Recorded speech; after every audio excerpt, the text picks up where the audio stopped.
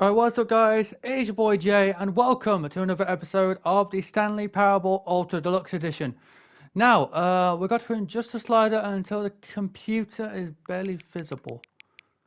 Okay, so about there. Until the yes, make the cat and dog friends. Yes, perfect. The number 5 becomes the number 9. You?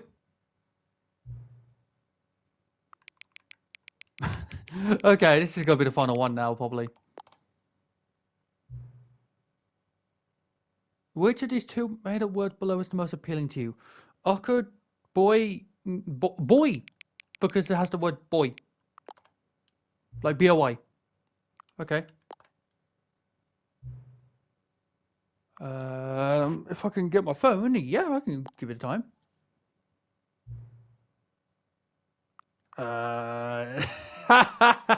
It's the time that it... Yeah. No. A couple things. Yes. If you come back to visit me, sure. But yes, what is up guys, it's your boy Jay and properly welcome back to the Ultra Deluxe edition of the Stanley Parable. I came back with that. Although this passageway had the word escape written on it, the truth was that at the end of this hall, Stanley would meet his violent death. My death? The door behind him was not shut. Stanley still had every opportunity to turn around and get back on track. At this point, Stanley was making a conscious, concerted effort to walk forward and willingly confront his death. Right, well, let's go confront our death.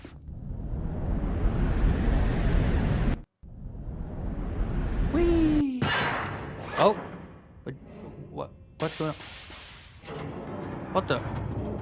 As the machine whirred into motion and Stanley was inched closer and closer to his demise, he reflected that his life had been of no consequence whatsoever. Help me, please. Stanley can't see the bigger picture. He doesn't know the real story. Can I get off here? Forever in his narrow vision of what this world is.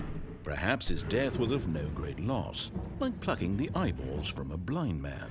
Kind of. So he resigned and willingly accepted this violent end to his brief and shallow life. Farewell, Stanley. Oh god, no, please. Can I at least, hello? Farewell, Stanley, cried the narrator, as Who are you? Stanley was led helplessly into the enormous metal jaws. In a single visceral instant, Stanley was obliterated as the machine crushed every bone in his body, killing him instantly. Thank you. Oh! Hello, boxes. Okay, I guess I'm supposed to go the other way? The Stanley Parable! And We have yet it would be completed the just game! a few minutes Yay! before Stanley would restart the game, back in his office, as alive as ever. What exactly did the narrator think he was going to accomplish? Well, what's down here? What is this building? When every path you can walk has been created for you long in advance, death becomes meaningless, making life the same. Do you see now? Do you see that Stanley was already dead from the moment he hit start? Oh, look at these two. How they wish to destroy one another. How they wish to control one another. How they both wish to be free. Can I pull this down? Can you see? Can you see how much they need one another? I guess so. No, perhaps not. Sometimes these things cannot be seen. Am I dead now? Oh, I'm actually gonna die this time. You can still save these two. You can stop the program before they both fail. Turn off your PlayStation.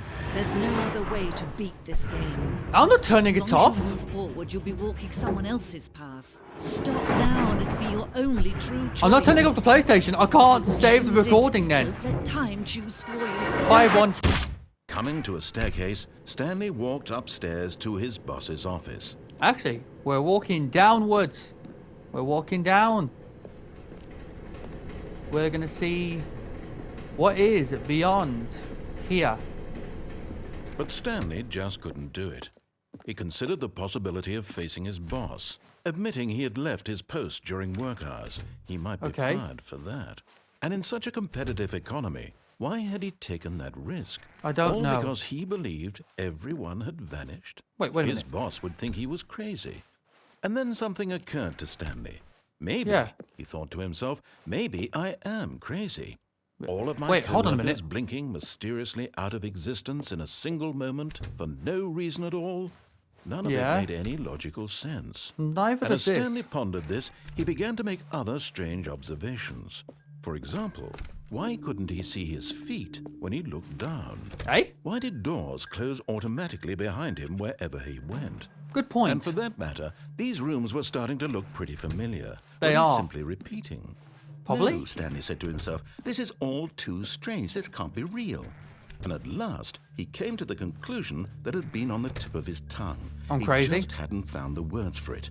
I'm dreaming, he yelled. This is all a dream. Probably. Oh, what a relief Stanley felt to have finally found an answer, an explanation. His co-workers weren't actually gone. He wasn't going to lose his job.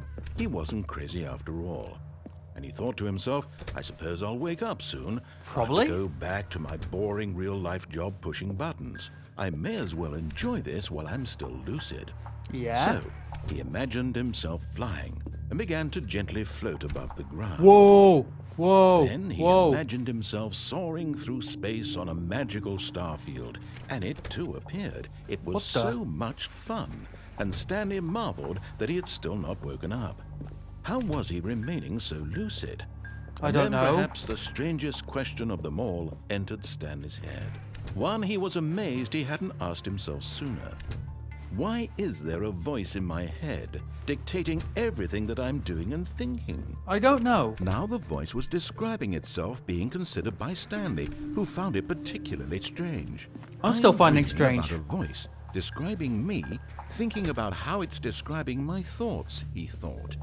And while he thought it all very odd and wondered if this voice spoke to all people in their dreams, the truth was that, of course, this was not a dream. How could it be?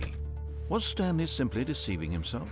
I don't know. Believing that if he's asleep, he doesn't have to take responsibility for himself?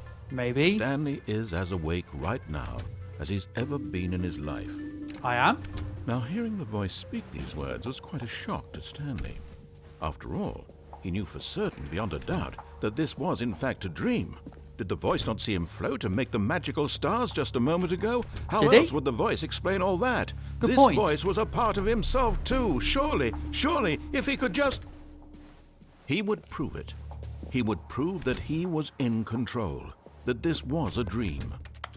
So he closed his eyes gently, and he invited himself to wake up. All right, let's just stay here. He felt the cool weight of the blanket on his skin, the press of the mattress on his back, the fresh air of a world outside this one. Let me wake up, he thought to himself. I'm through with this dream. I wish it to be over. Let me go back to my job. Let me continue pushing the buttons. Please, it's all I want. I want my apartment, and my wife, and my job. All I want is my life exactly the way it's always been. My life is normal. I am normal. Everything will be fine. I am okay.